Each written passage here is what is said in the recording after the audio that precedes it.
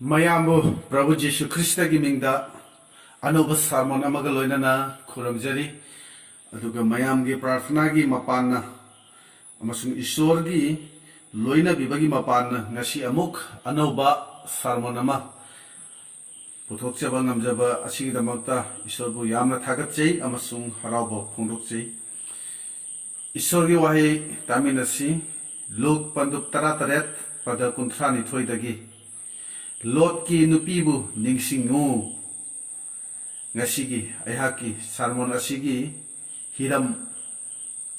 natraga thim adugi maming su Lot ki nupibu ningsingu haibani prarthana tawjage sargada laibai paibungo Prabhu nahaki wahi nachana haidokjage haiduna thaurang tawbolojare nachabu pangbiu ayhaki chin laiton khonjel khudingmak ibungo nahaki thawai asengmana sijinabiu tagdoba khudingmakna thajaba yaba nachana ama oina hingba ngamnanaba ayhakna haidokjagadoriba nahaki wahising ase ibungo nahaki thawai asengmana sijinabiu Prabhu Jisugi mingda nijari Amen. Anuba walet nabada Taibongpan loramdai matangda Jisu Kristana khangan biramba khudam singgi manungda hairiba wafam Lot ki nupibu ningsingo haibasisu yamna maruoiba amani adubu aikhoi Kristan ayambana hairiba wafam si kaya luna laudabagi maramna wafam sigi manungi oiba arthadu yamna sengna khangnade Lot ki nupigi warisi aikhoi ayambanadi khangnaribani adubu yamna atenba mawangda warisi aina mayamda haidokjage aduga masigi wari asida kari thodok thokibano haibadugi matangda aikhoi khangminanaba honaminasi warisi ishorna sodom amasung gomorabu manghanbagi matangdani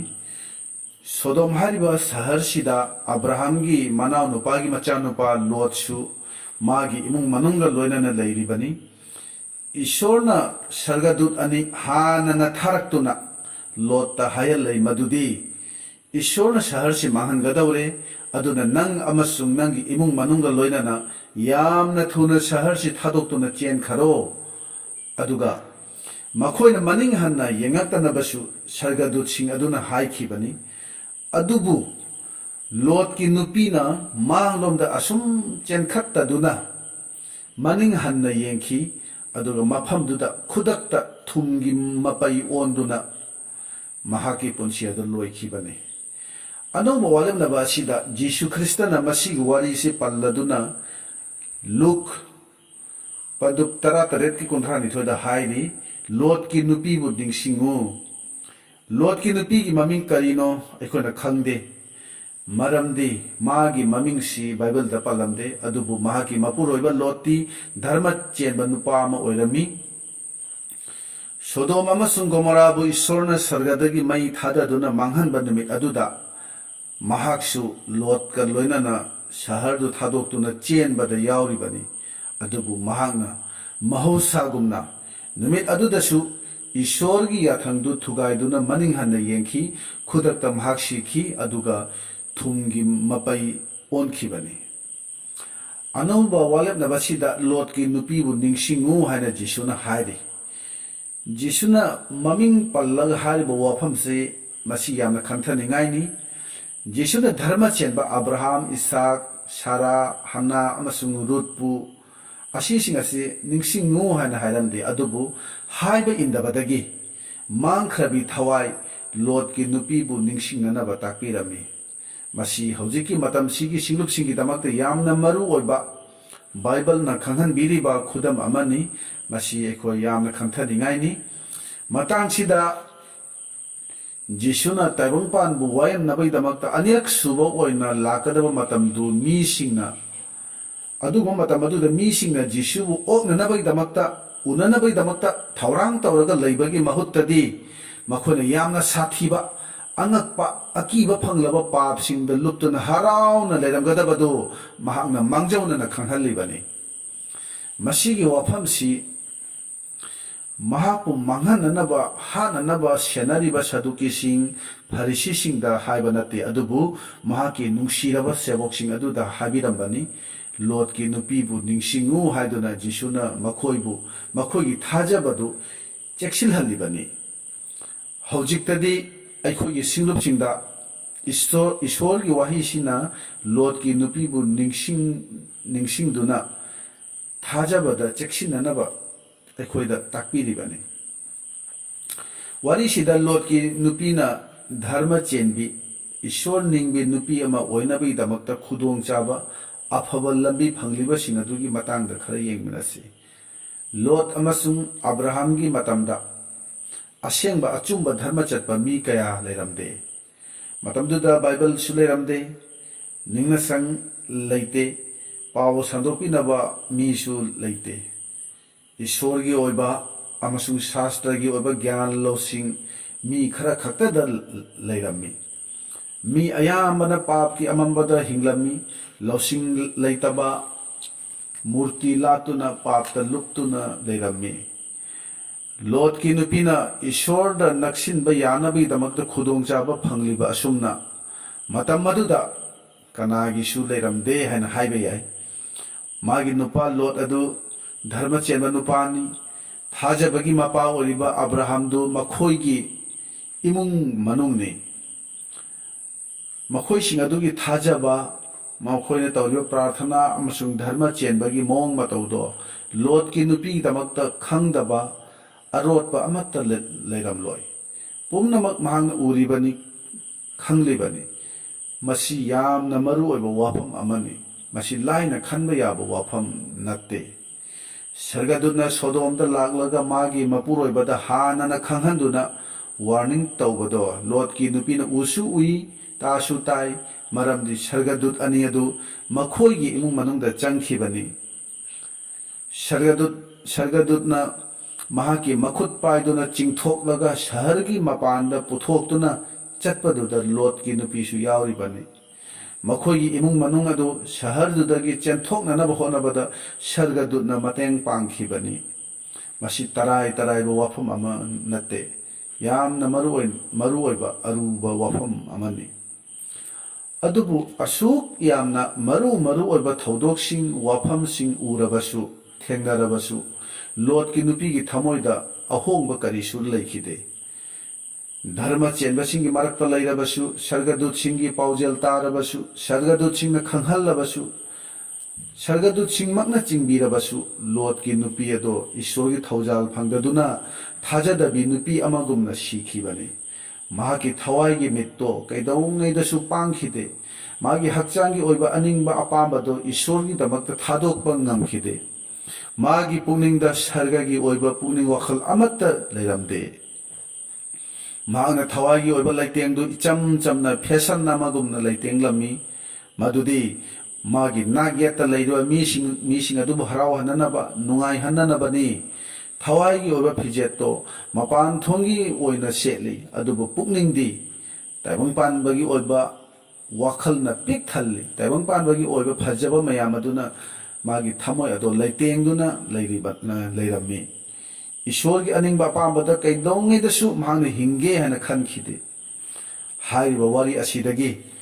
haujiki matam sigi singlupna tamgadaba yamna leiri masi yamna maru oiba wari amani aikhoigi irakta Lot ki nupigumna hingba mayam ama yauribani ahambada yamna sengna khangba yabadi dharma chenba singi marakta hingba amasung thawai gi oiba tinaba yaba misinga tattana tinabana aikhoigi thawaina asum hekta hingbadi yaroi nangai damakta thawaida chakhatpa yaba lambi mayam ama leiramba yai phajaba wa pau sandokpiba ngamba mayam amadagi phajaba wa pau su nahangna tarambasu yai Ishwar gi wahibu phajana sandokna takpa ngamba asengba misinga tattana loinarambasu yai asigi khudongchaba mayam si leidunasu aikhoigi pukningdu hojik phawba hongba ngamdana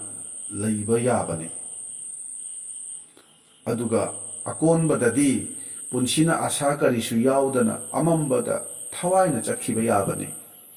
Bible da asumna thawai mangkhiba mi kharagi ming panjage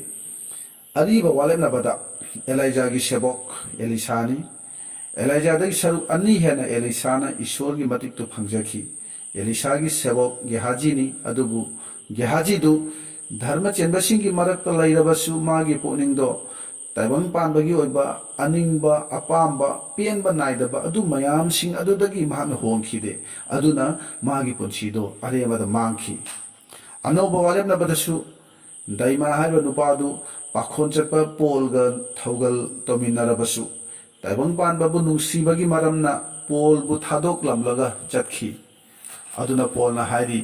ꯗꯥꯏꯃꯥꯅ ꯍꯧꯖꯤꯛꯀꯤ ꯇꯥꯏꯕꯪꯄꯥꯟꯁꯤ ꯅꯨꯡꯁꯤꯔꯗꯨꯅ ꯑꯩꯕꯨ ꯊꯥꯗꯣꯛꯂꯝꯂꯒ ꯊꯦꯁꯂꯣꯅꯤꯀꯥꯗ ꯆꯠꯈꯔꯦ ꯑꯅꯤꯁꯨꯕ ꯇꯤꯃꯣꯊꯤ 4:10 ꯖꯤꯍꯨꯗꯥ ꯏꯁꯀꯥꯔꯤꯌꯣꯠꯁꯨ ꯖꯤꯁꯨꯒ ꯂꯣꯏꯅꯔꯤꯕꯅꯤ ꯑꯗꯨꯕꯨ ꯃꯍꯥꯛꯀꯤ ꯁꯦꯜ ꯄꯥꯝꯕꯒꯤ ꯄꯨꯛꯅꯤꯡ ꯑꯗꯨꯗꯤ ꯍꯣꯡꯈꯤꯗꯦ ꯂꯣꯠꯀꯤ ꯅꯨꯄꯤꯁꯨ ꯙꯔꯃ ꯆꯦꯟꯕꯁꯤꯡꯒꯤ ꯏꯃꯨꯡ ꯃꯅꯨꯡꯗ ꯂꯩꯔꯤꯕꯅꯤ ꯑꯗꯨꯕꯨ ꯃꯍꯥꯛ ꯄꯨꯛꯅꯤꯡ ꯍꯣꯡꯈꯤꯗꯦ ꯃꯈꯣꯏ ꯃꯌꯥꯝ ꯑꯁꯤꯅ ꯃꯈꯣꯏ ꯃꯁꯥ ꯃꯁꯥꯒꯤ ꯄꯥꯞꯀꯤ ꯃꯔꯝꯗꯒꯤ ꯁꯤꯈꯤꯕꯅꯤ ꯏꯁꯣꯔꯒꯤ ꯑꯣꯏꯕ ꯐꯣꯡꯗꯣꯛꯄꯤꯕ ꯋꯥꯐꯝꯁꯤꯡ ꯑꯉꯛꯄ ꯊꯕꯛꯁꯤꯡ ꯃꯌꯥꯝ ꯑꯃ ꯎꯗꯨꯅꯁꯨ ꯈꯪꯗꯨꯅꯁꯨ ꯄꯨꯛꯅꯤꯡ ꯍꯣꯡꯗꯕꯒꯤ ꯃꯔꯝꯅ ꯃꯈꯣꯏꯁꯤꯡ ꯑꯁꯤꯅ ꯄꯥꯞꯇ ꯁꯤꯈꯤ ꯃꯁꯤ ꯃꯌꯥꯝꯁꯤꯅ ꯈꯪꯍꯟꯕꯁꯤꯗꯤ ꯑꯩꯈꯣꯏꯅ ꯊꯋꯥꯏꯒꯤ ꯑꯣꯏꯕ ꯈꯨꯗꯣꯡꯆꯥꯕ ꯃꯌꯥꯝ ꯑꯃ ꯐꯪꯕꯁꯤꯅ ꯍꯦꯟꯅ ꯃꯔꯨ ꯑꯣꯏꯅ ꯈꯟꯒꯗꯧꯕ ꯅꯠꯇꯦ ꯑꯗꯨꯕꯨ ꯁꯤꯗꯒꯤ ꯍꯦꯟꯅ ꯃꯔꯨ ꯑꯣꯏꯅ ꯈꯟꯒꯗꯧꯕ ꯑꯗꯨꯗꯤ ꯊꯋꯥꯏ ꯑꯁꯦꯡꯕꯅ ꯂꯣꯏꯅꯕꯤꯕꯁꯤꯅꯤ ꯊꯋꯥꯏ ꯑꯁꯦꯡꯕꯅ ꯊꯟꯕꯁꯤꯅꯤ ꯊꯋꯥꯏ ꯑꯁꯦꯡꯕꯁꯤꯒꯤ ꯊꯧꯖꯥꯜꯁꯤꯅꯤ ꯑꯩꯈꯣꯏꯒꯤ ꯗꯔꯀꯥꯔ ꯑꯣꯏꯕꯁꯤꯗꯤ ꯊꯋꯥꯏ ꯑꯁꯦꯡꯕꯁꯤꯅ ꯑꯩꯈꯣꯏꯕꯨ ꯏꯁꯣꯔꯒꯤ ꯑꯅꯤꯡꯕ ꯑꯄꯥꯝꯕꯒꯤ ꯃꯇꯨꯡ ꯏꯟꯅ ꯆꯠꯄ ꯉꯝꯍꯜꯂꯤꯕꯅꯤ ꯍꯥꯏꯔꯤꯕ ꯋꯥꯐꯝ ꯑꯁꯤꯗ ꯏꯆꯤꯜ ꯏꯅꯥꯎꯁꯤꯡꯅ ꯄꯨꯛꯅꯤꯡꯗ ꯅꯨꯡꯉꯥꯏꯇꯕ ꯌꯥꯎꯔꯕꯁꯨ ꯉꯥꯛꯄꯤꯒꯅꯤ ꯑꯗꯨꯕꯨ ꯑꯩꯅ ꯍꯥꯏꯖꯅꯤꯡꯕꯗꯤ ꯑꯩꯈꯣꯏꯒꯤ ꯊꯥꯖꯕꯁꯦ ꯏꯁꯥ ꯏꯁꯥꯅ ꯆꯥꯡ ꯌꯦꯡꯁꯤ ꯀꯣꯔꯤꯟꯊꯤꯌꯣꯒꯤ ꯁꯤꯡꯂꯨꯞꯇ ꯄꯣꯜꯅ ꯍꯥꯏꯕꯒꯨꯝꯅ ꯅꯈꯣꯏꯅ ꯊꯥꯖꯕꯗ ꯂꯩꯕ꯭ꯔꯥ ꯂꯩꯇꯕ꯭ꯔꯥ ꯅꯈꯣꯏꯅ ꯁꯥꯃꯛꯅ ꯆꯥꯡ ꯌꯦꯡꯖꯧ ꯍꯥꯏꯔꯤ ꯑꯗꯨꯅ ꯊꯋꯥꯏꯒꯤ ꯑꯣꯏꯕ ꯃꯤꯁꯤꯡꯅ ꯑꯩꯈꯣꯏꯕꯨ ꯇꯥꯛꯄꯤꯕ ꯇꯝꯕꯤꯕ ꯂꯣꯏꯅꯕꯤꯕꯁꯤ ꯌꯥꯝꯅ ꯑꯐꯕꯅꯤ ꯃꯁꯤꯗ ꯐꯠꯇꯕ ꯀꯔꯤꯁꯨ ꯌꯥꯎꯗꯦ ꯃꯁꯤ ꯑꯩꯈꯣꯏꯅ ꯃꯔꯨ ꯑꯣꯏꯅ ꯈꯟꯐꯝꯁꯨ ꯊꯣꯛꯏ ꯑꯗꯨꯒ ꯃꯁꯤꯒꯤꯗꯃꯛ ꯑꯩꯈꯣꯏꯅ ꯏꯁꯣꯔꯕꯨ ꯊꯥꯒꯠꯐꯝ ꯊꯣꯛꯏꯕꯅꯤ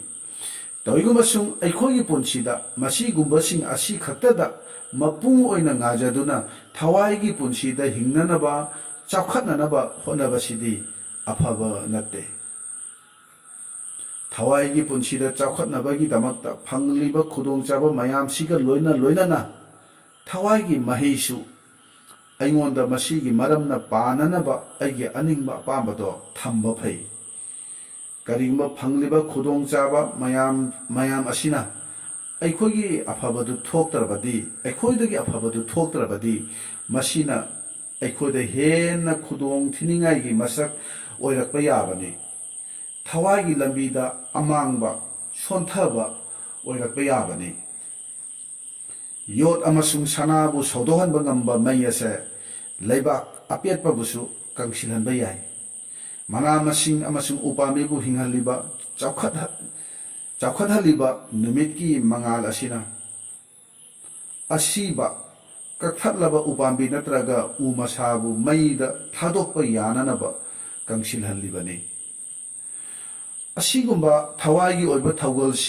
ꯊꯧꯔꯝꯁꯤꯡ ꯑꯁꯦ ꯑꯩꯈꯣꯏꯅ ꯃꯔꯨ ꯑꯣꯏꯅ ꯈꯟꯗ꯭ꯔꯕꯗꯤ ꯑꯩꯈꯣꯏꯒꯤꯗꯃꯛ ꯀꯔꯤꯁꯨ ꯅꯠꯇꯕꯒꯨꯝ ꯑꯣꯏꯔꯛꯄ ꯌꯥꯕꯅꯤ ꯃꯗꯨꯅ ꯑꯩꯈꯣꯏꯒꯤ ꯊꯃꯣꯏꯕꯨ ꯀꯟꯁꯤꯜꯍꯟꯕ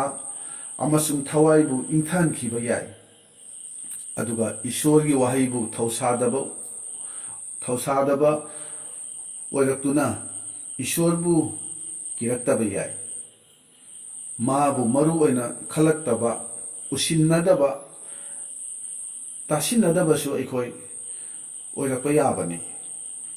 ꯃꯔꯝꯗꯤ ꯂꯣꯠꯀꯤ ꯅꯨꯄꯤꯗꯁꯨ ꯑꯁꯨꯝꯍꯥꯏꯅ ꯆꯞ ꯆꯥꯅ ꯊꯣꯛꯈꯤ ꯏꯁꯣꯔꯒꯤ ꯌꯥꯊꯪ ꯏꯁꯣꯔꯅ ꯇꯥꯛꯄꯤꯕ ꯄꯨꯝꯕ ꯃꯥꯒꯤꯗꯃꯛ ꯀꯔꯤꯁꯨ ꯅꯠꯇꯕꯒꯨꯝꯅ ꯃꯍꯥꯛꯅ ꯈꯟꯈꯤ ꯃꯍꯧꯁꯥꯒꯨꯝꯅ ꯃꯈꯣꯏꯅ ꯁꯣꯗꯣꯝꯕꯨ ꯊꯥꯗꯣꯛꯄ ꯅꯨꯃꯤꯠ ꯑꯗꯨꯗꯁꯨ ꯀꯔꯤꯁꯨ ꯅꯠꯇꯕꯒꯨꯝꯅ ꯃꯍꯥꯛꯅ ꯁꯔꯒꯗꯨꯠꯁꯤꯡ ꯑꯗꯨꯒꯤ ꯌꯥꯊꯪ ꯑꯗꯣ ꯊꯨꯒꯥꯏꯈꯤ ꯇꯨꯡ ꯍꯟꯅ ꯌꯦꯡꯒꯅꯨ ꯍꯥꯏꯕꯁꯤꯅꯤ ꯃꯁꯤꯒꯤ ꯃꯔꯝꯅ ꯃꯍꯥꯛꯅ ꯊꯨꯝꯒꯤ ꯃꯄꯩ ꯑꯣꯟꯗꯨꯅ ꯃꯥꯒꯤ ꯃꯊꯋꯥꯏ ꯑꯗꯨ ꯊꯥꯈꯤꯕꯅꯤ ꯃꯄꯨꯔꯣꯏꯕ ꯂꯣꯠ ꯑꯗꯨ धर्म चेंबा ओरबसु थाजबगी मपा ओरिबा अब्राहम की इमुंग मनुंग ओरबसु महांगना धर्म चेंबा सिंगी मरक्ता लैरबसु धर्म चेंबी अमा ओइबगी खुदोंग चाबा मयाम अमा फंगदुनसु महांगना पापता सीखिबने ईश्वरना सर्गदूत थारक्तुना खंगहनबीबा याथंगना चिंबा पुनमक अदो महांगना खंगसिननाखिदे तासिननाखिदे असुम हाइना अखोइसु अफब सिंगलुप्त यावरंबा याय धर्म चेंबा सिंगी मरक्ता हिंगदंबा याय अफब वापाव थवाइगी ओइबा थवाइ चौखटपा याबा वापाव अखोइना तारंबसु याय नत्रगा अखोइगी इपा अदु पास्टर एवांजलिस्ट नत्रगा एल्डर ओइरंबसु याय कनागुंबा अमगी नुपी नत्रगा नुपादु धर्म चटपा ईश्वरबु कीबा ओइरंबसु याय अदुबु अरोइबा नुमित अदुददी वयनगी नुमित अदुददी मसी मयाम असिदगी तोंगाना इतोमता थोरक्तुना जिसुगी ममांगदा लेपकदबनी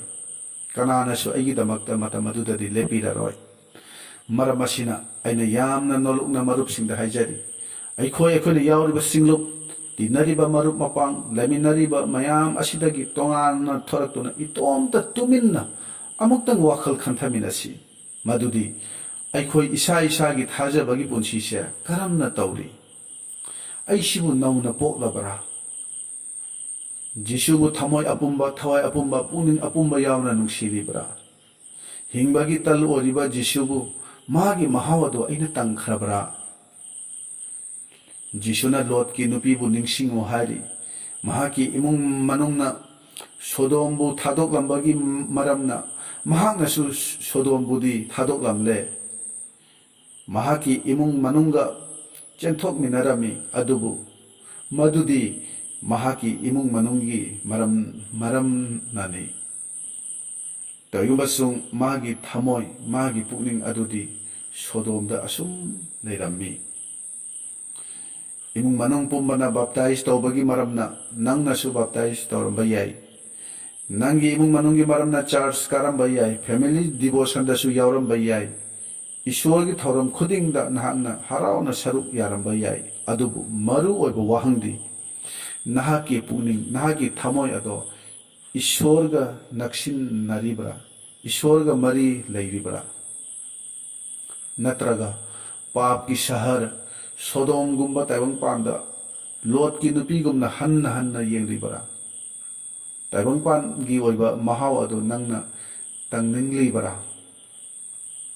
मसी अमुक्तंग अखोई खंथमिनसी अदुना ngasi अखोगी सिंगलुप्तसु असिगुंबा मियोय मखल अनि यावरिबनी अमदी लोट गुमना धर्म चेनबा असेंबा अचुंबा पुंसीबु पामजबा ईश्वरबु कीबा याथंग इनबा हाइबा इनबा लानमी अमगुमना हिंजबा अदुगा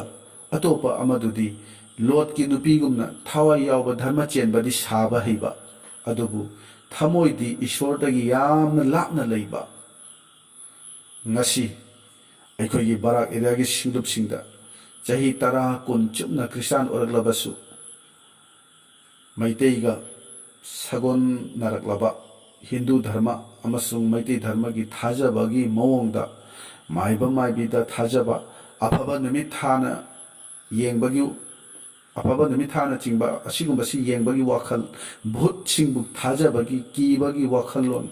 ngasisu thadokpa ngamdaba ichilinaw ikhoigi rakta yauribani ईश्वर बु नुंसीबदगी ताइबंगपानबा बु नुंसीबना थाक यामना वांगना थमलगा थावा यावबा थाजबा साबा इचिलिनाव मारांग काइना लैरिबनी अखोगी इमुंग मनुंग नत्र इसामक नत्रगा अइगी मरी मताबुना ईश्वरदगी हेन्ना मरु ओइना खनबा अदुगुंबा इचिलिनाव कया अमा यावरिबनी मखोइना काउंसलिंग कया दा यावखरे रिवाइवल मीटिंग कया अमा सु यावखरे अदुदगी हेदोकना मसा मसाना मी अतोपदा वापाव कया रक्सु मखोइना संदोखरे अदुबु मसामक्ति नौना पोक्तबा पुनिंग होंगदबा क्रिस्टियन ओइरी मखोइना तारुबा उरुबा अदु खक्ता मचिना ngangbagi wani मखोइगी थमोइदी ईश्वरगा सामनदे ꯈꯨꯗꯣꯡꯆꯥꯕ ꯐꯪꯂꯕꯗꯤ ꯍꯛꯆꯥꯡꯒꯤ ꯑꯅꯤꯡꯕ ꯑꯄꯥꯝꯕꯗ ꯆꯠꯅꯕ ꯍꯣꯠꯅꯕꯗ ꯏꯁꯣꯔꯕꯨ ꯃꯈꯣꯏꯅ ꯀꯤꯗꯦ ꯃꯁꯤꯒꯨꯝꯕꯒꯤ ꯊꯥꯖꯕ ꯃꯌꯥꯝ ꯑꯁꯤꯅ ꯁꯤꯡꯂꯨꯞꯇ ꯆꯌꯦꯠꯅꯗꯨꯅ ꯂꯩꯕꯒꯤ ꯃꯔꯝꯅ ꯁꯤꯡꯂꯨꯞꯅ ꯆꯥꯎꯈꯠꯄꯗ ꯑꯋꯥꯕ ꯀꯌꯥ ꯃꯥꯌꯣꯛꯅꯔꯤꯕꯅꯤ ꯑꯗꯨꯅ ꯑꯩꯅ ꯑꯃꯨꯛꯀ ꯍꯟꯅ ꯍꯥꯏꯖꯅꯤꯡꯉꯤ ꯃꯗꯨꯗꯤ ꯂꯣꯠꯀꯤ ꯅꯨꯄꯤꯕꯨ ꯅꯤꯡꯁꯤꯡꯉꯨ ꯍꯥꯏꯕꯁꯤꯅꯤ ꯑꯔꯣꯏꯕ ꯑꯣꯏꯅ ꯑꯅꯤꯁꯨꯕ ꯀꯣꯔꯤꯟꯊꯤꯌꯣ 16ꯒꯤ 5ꯁꯤ ꯑꯩꯈꯣꯏ ꯌꯦꯡꯃꯤꯟꯅꯁꯤ ꯃꯁꯤꯗ ꯄꯣꯜꯅ ꯍꯥꯏꯔꯤ ꯅꯈꯣꯏꯗ ꯊꯥꯖꯕ ꯂꯩꯕ꯭ꯔꯥ ꯂꯩꯇꯕ꯭ꯔꯥ ꯅꯁꯥꯅ ꯋꯥꯈꯜ ꯇꯧꯖꯧ ꯅꯈꯣꯏꯒꯤ ꯅꯨꯡꯗ ꯈ꯭ꯔꯤꯁꯇ ꯖꯤꯁꯨ ꯂꯩ ꯍꯥꯏꯕ ꯅꯈꯣꯏ ꯅꯁꯥꯅ ꯈꯪꯖꯔꯕ꯭ꯔꯥ